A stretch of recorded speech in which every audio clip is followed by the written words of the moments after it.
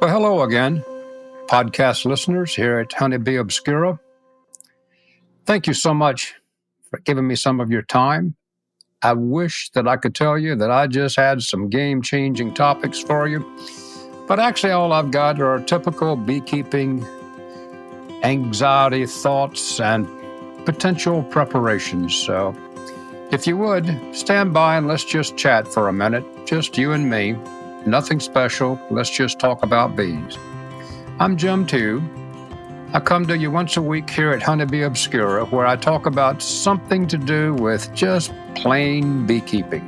Welcome to Honey Bee Obscura, brought to you by Growing Planet Media, the producers of the Beekeeping Today podcast. Join Jim 2, your guide through the complexities, the beauty, the fun, and the challenges of managing honeybees. Jim hosts fun and interesting guests who take a deep dive into the intricate world of honeybees. Whether you're a seasoned beekeeper or just getting started, get ready for some plain talk that'll delve into all things honeybees. Listeners here, and can I still say midwinter? You know, it's time. Everything the bees did since last spring, everything I did since last spring, everything I did in the fall and prep, this is why we did it. This is the payoff time. You know, in a perfect world, you have perfect hives. In the real world, you have different hives of different abilities and different histories, and that's what I've been tinkering with. And because I'm not a normal beekeeper, and abnormal in many other ways too, I don't always rush to fix what the bees did themselves. And I have talked multiple times about a tiny swarm I had that moved in last spring and against all odds set up housekeeping and some equipment that had it was a pretty good case of wax moths going. It was kind of an even battle between who gets this hive, the wax moths or the bees. So I intervened, probably incorrectly, something you wouldn't do in wildlife behavior normally. I intervened and tried to swing things toward that of the small swarm. But I didn't go crazy, pilfering from bigger, healthier colonies to build up this small swarm. In reality, the small swarm made a fundamental mistake, so I penalized my good colonies for the colony that made the mistake. Now, having said that, it's kind of like having a runt puppy. What are you going to do with this thing? So throughout the summer, I helped it along, and now it's in midwinter, and that colony, as you might expect, is in serious trouble. And it brings up the topic that I have discussed and written about for decades. How do you emergency feed in the winter? And secondly, and probably more important than how you do it, is should you do it? So that's where I am. That's the reason for the chat is, what do you do when you walk back there and see that this colony is not thriving and that it's got serious future potential issues? How much energy do you invest to it? How much effort and time and money do you put into it? Can't answer that. There's more than one of me that has an opinion on this. And one of me says, no, don't do it. You're not a young guy anymore. It's really cold out there. You've got to get that equipment out. You got to get that little bit of feed on. You got to go back and check them later on. Or another one of me says, they're going to die. So just cut your losses. This was a mistake they made last spring when that tiny swarm left and took up housing in a very poor location. But could you do that? Could you just walk away? So first of all, for weeks now, back since November, I would go back with warm liquid honey and dribble some on the bees. Not a lot. You'll gum them up. But I would dribble some on the bees, and then I would dribble it up on the inner cover, and I put some sticks there so the bees could have a ladder to reach the top of the inner cover, and then I would put maybe an ounce or two of honey up there. And since I seemed to have nothing else to do, my plan was that I would walk back about once every 5 days and do this again And I suppose my long-range hope was that from here on, it'd be a mild winter and that it would be easy enough that I could actually open the colony up, maybe put a frame of honey in from somewhere else, something I said I wasn't going to do. But I've also said there's more than one of me in here. So one day, one thing that I do is not the same thing that I decide to do the next time I'm out there. So I had to walk back a bit ago being yesterday, and they're not in great shape. It's a small cluster. I mean, the mechanics of defending itself against 10-degree temperatures outside is just insurmountable, honey or not, for a cluster, maybe the size of a softball, maybe bigger. I haven't opened it now since early November. That is just not what? Appealing, not rewarding, not fulfilling. I mean, our goal is to keep strong, healthy colonies. They're mite-free. They've gone into winter with good food stores. Everything is in place. The entrance is reduced. Yak, that's all done. It's all done. That's what we normally expect. But invariably, we are going to have these things that I've called runt colonies. So the one of me who says let them die will then have to argue with the one of me next spring when it's time to clean up this mess. And I will reminisce about this small swarm that came in and all that it tried to do to survive. And here it is now, gone to the hive in the sky. So it's not going to be a fulfilling ending no matter what. Honestly, listeners, this colony is going to die. But honestly, listeners, even though it's completely impractical, I'm at a stage in life where I could walk back to the colony, to the hive, to the yard, periodically and do something. So what I've been doing was feeding honey. I could feed fondant. 100 years ago, literally 100 years ago, I went over to a commercial bakery here to their kitchen, and I asked the manager what it was that was the cream filling in Oreos, and was there any kind of a material like that? And he said, "Oh, you want Carp's number 52 fondant." So I would buy 50-pound blocks of this stuff and come home. It is just heavenly sweet. I mean, think all it is just donut glaze. So I would cut chunks of that and take it back there. It did have some cornstarch in it, which is not great. But I would take a chunk back there about the size of an ice cream sandwich and lay it on there, and the bees would tunnel through it. They would cluster all around it and tunnel through it. That kind of helped. You can feed dry sugar. They waste a lot of it, but they will take dry sugar and they will use it so long as they have access to water. All these things are absolutely desperate.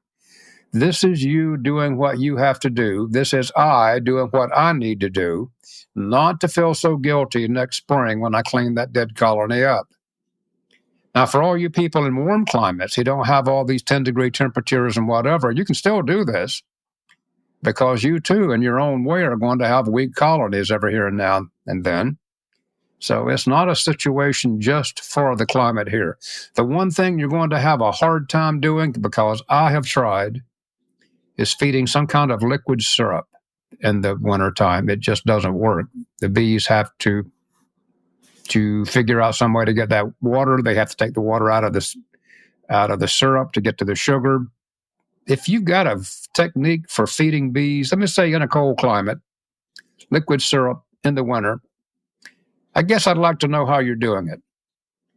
The most peculiar method I ever saw was all the way back in the late 70s, early 80s, where beekeepers would fill a sandwich bag, maybe a quart, with syrup, close it off tightly, be sure there's no leaks in it, put that sandwich bag on top of the frames, and then cut a slit with a sharp razor in that bag, and some kind of pressure would hold that liquid in the bag, but it would seep, and the bees would crawl up on the bag and take the honey from that seeping cut that you made.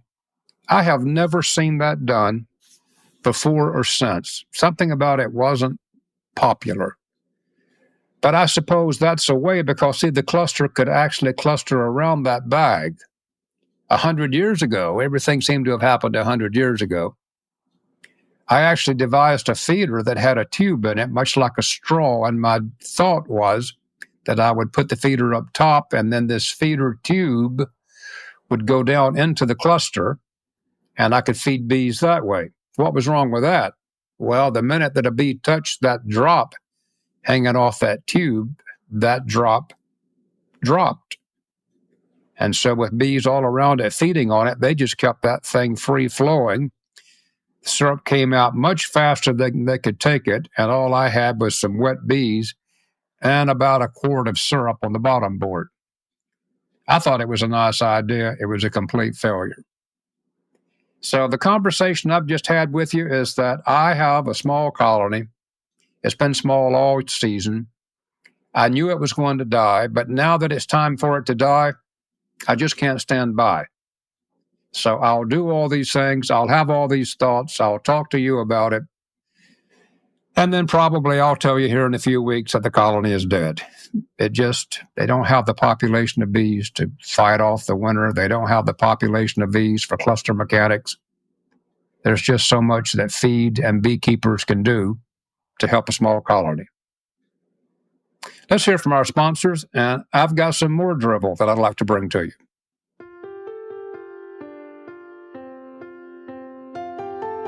Thinking of splitting your hives this spring?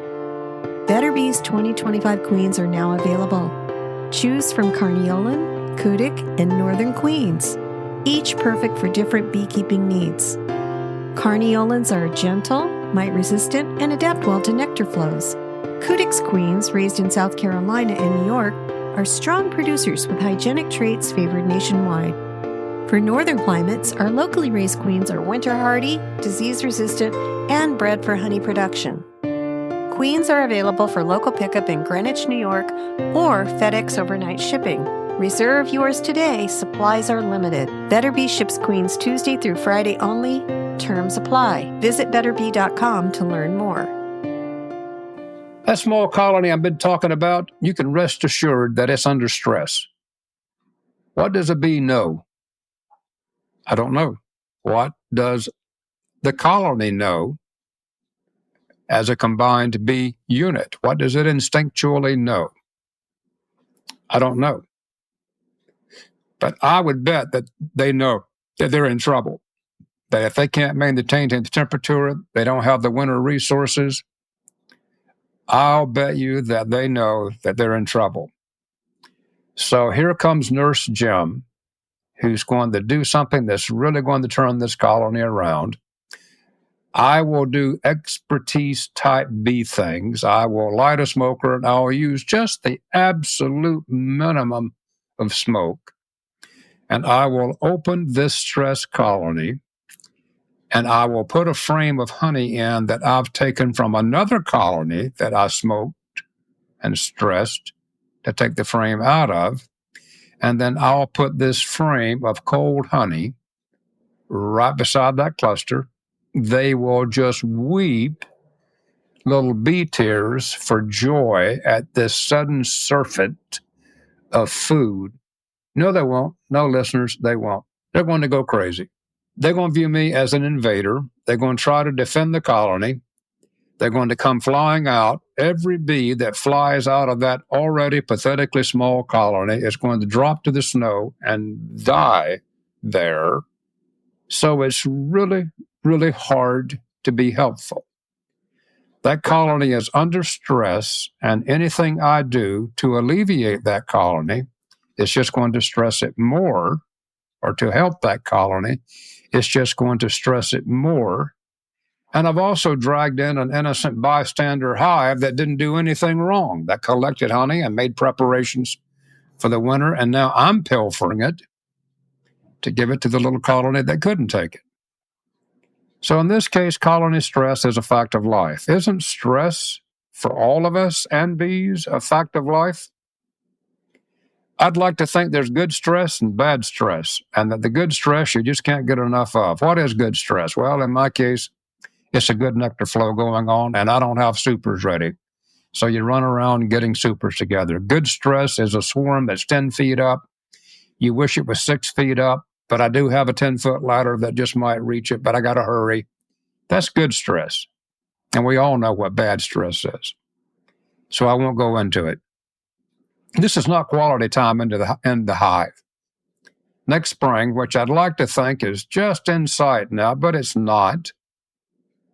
Here in late January, I tell myself that it is, but it's not in sight. But I like quality time in the hive. I like those days when the bees are happy and I'm happy and the sky is blue and bluebirds are building nests and I'm opening the hive and the bees are gentle and nectar's dripping on my shoes. Those are good days. So each of us should keep in mind that when we open the hive, in general, we are the invader bees probably fear the most. I mean, out of bears and skunks and varroa mite, humans are the ones that routinely and so thoroughly override the bees' defensive system. So while we're looking for quality time in the hive, we're actually causing great deals of stress. Next spring, as I have done now for past years, many past years, I'm going to accept the fact that as my management procedures work and I'm able to produce bees that grow far beyond the normal bee population cycle, I'm going to have booming hives of bees if I'm lucky. And then when you manage those bees and open them up because you're supposed to check varroa, check brood populations, be sure of this, what's the queen doing? So I've got that colony open. Who amongst you can close that colony up and not crush some bees? Many cases, a lot of bees. And those beautiful colonies, when the bees just tumble out all over the top edges of the hive body you're working in. Smoke, smoke, smoke, smoke, smoke, smoke, brush, brush, smoke, smoke. It's just like herding cats. For every bees you push back into the colony, 5 or 6 more come out. So at some point, all you do is you have to do it. So by going into the colony, looking to be sure they're okay, to reduce their colony stress, to improve my good colony stress, to have quality time with my bees, all I do is end up crushing these bees, trying to put it back together, all to say, well, that looked good. Well, it looked good except the 600 bees or so, 200 bees that I crushed, putting it back together. So there is the whole process of this management preparation and routine maintenance that we do that the bees so often find to be disruptive, confusing. But you need to know what the queen's doing, right? So you need to know what's going on with those bees and is she's looking okay. So I think that one of the aberrations of modern management beekeeping procedures, these big populations will absolutely require that at some time there's just going to be collateral damage when you put that thing back together. You simply can't help it. Drone management, I don't try to manage drones, do you? 100 years ago, back when everything happened in my bee life, drones were thought to be laggards, to be store consumers, honey consumers. All they did was occasionally mate with queens, and even then beekeepers knew, scientists knew, that precious few drones are successful at it. All they're there is for genetic diversity, for randomization. But most drones never do anything but get a free ride in life from the honey stores. So during those days, it was really strongly suggested that you keep drone cells to an absolute minimum, destroy frames that have a lot of drones, replace them, rebuild the combs, do whatever. I leave drones in there. I don't try to cut them off the top bars. I just don't bother them. So one of the things that I will continue to do that I've done now for years is fairly happily tolerate drones. In fact, it's almost a general rule that if the drones in the colony look really healthy and well-fed and are vigorous and active, can that be taken to be an indicator that the colony is thriving? Because when you go into a layer worker colony and there's those drones that are half-sized, lethargic, don't particularly care if they're there or not, that's an indicator that that colony is not thriving. So that would be an indication of that too. Swarm prevention, not even going to try to cut down swarm cells. I haven't done that now for years. If I see a cell and swarming season is going full bore, I'll probably knock it down. But to systematically open a colony, put it through all this grief that I've just talked about, just to tear down swarm cells, I'm not going to do it. These are all just a few randomized points that I've got here on a cold, cold day as I look forward to the time that I can spend time with my bees, something I don't think they care a thing about. So there it is. It's really, really hard to save a small colony in the winter, and it's really, really hard to go into a colony and tinker around with it without causing more stress than you ever intended. I look forward to talking with you next week. I'm really eager to get this new year going. Thank you so much for listening. This is Jim telling you bye.